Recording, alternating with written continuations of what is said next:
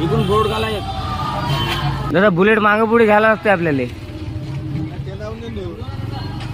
हा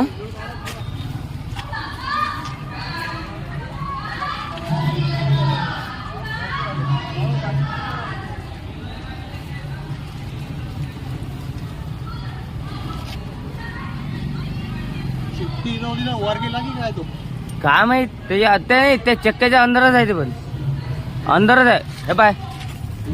हा बापरे एकदम हातात आला का तो.